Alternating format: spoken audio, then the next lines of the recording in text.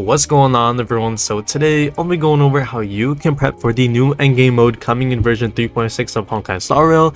Let's go over it. Now, if you've ever done Deadly Assault in Zenless Zone 0, Memorial Arena in Honkai Impact 3rd, or Stygian Onslaught in Genshin Impact, you may be familiar with what I'm about to talk about. But for this endgame mode, you're going to need 3 team comps, not 2 team comps like the other game modes, not 1 team comp. You need 3 team comps, which means you need 12 fully functioning, well-built units. Most likely they're going to be 5-star units.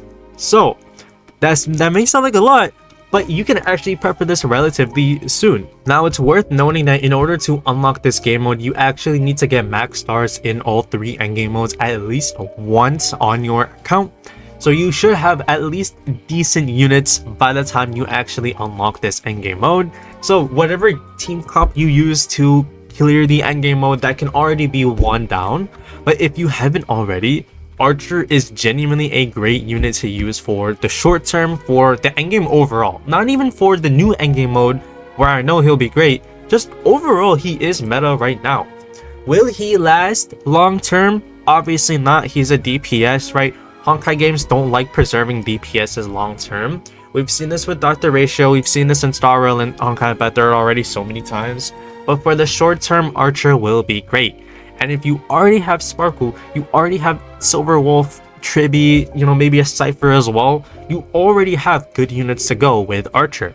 And even if you don't have Sparkle, still Archer is already a great DPS. Yes, he needs Sparkle to fully function, but even without Sparkle, still top tier, great DPS, still better Archer with no Sparkle than Dr. Ratio with like the best units, the best supports in the game, right? So you might as well build up your Archer and use him for this first endgame reset in 3.6.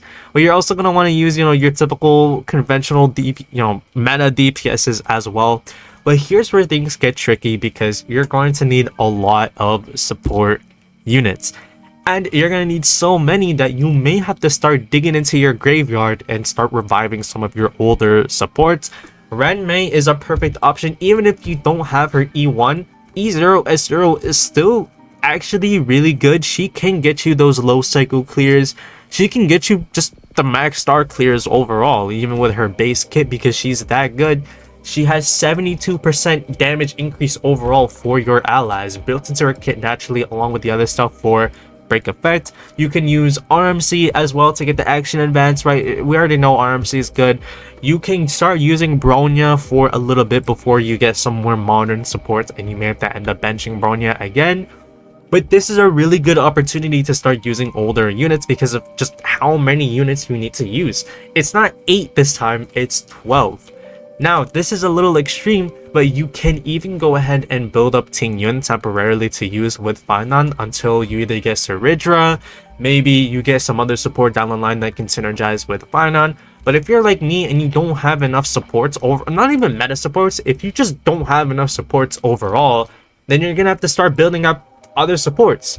For me, it's between Ting Yun or Saridra if I win my 50-50. Regardless, I'm gonna have to build up some kind of new support unit for Fainan, just overall for this new game mode. Now, the last thing I want to talk about is sustain, and this one's a little bit 50-50 basically, because we actually don't know how difficult this game mode will be right now. We know that it's going to be harder than the game modes we have right now, right? We don't know if that's HP inflation, maybe the bosses do more damage, but it's in some way it will be harder, right? This is high-end level endgame. Honestly, I never thought that they would add endgame beyond these 3, like at a higher level. But the fact that they've done that is, a heavy implication that it is going to be really, really difficult, right? And the endgame right now is already kind of challenging, especially MOC. Other 2 game modes, not so much. MOC, yes.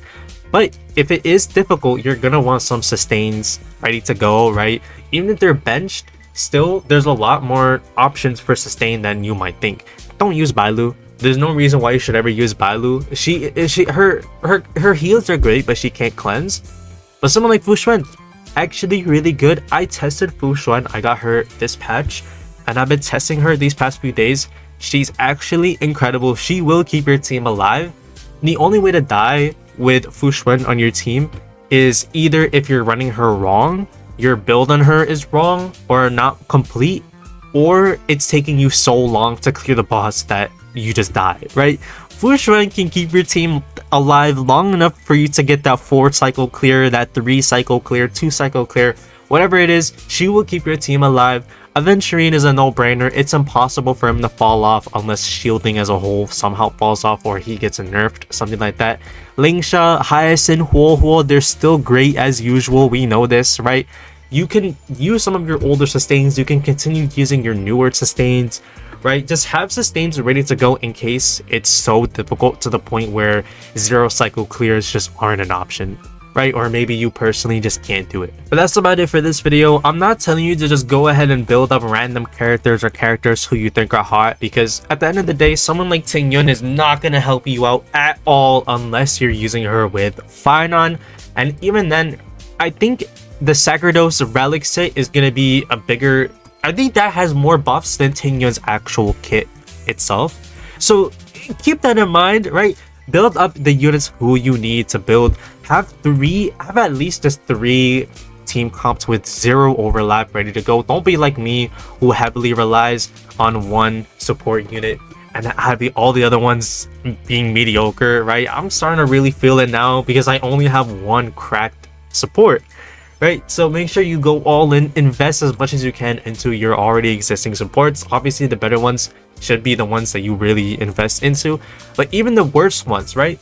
I build them to the point where they can at least get you somewhat far into the endgame, even if they are power crept, because there's not enough meta supports to cover 3 whole team comps, right? But that's about it. I'll see y'all. Goodbye.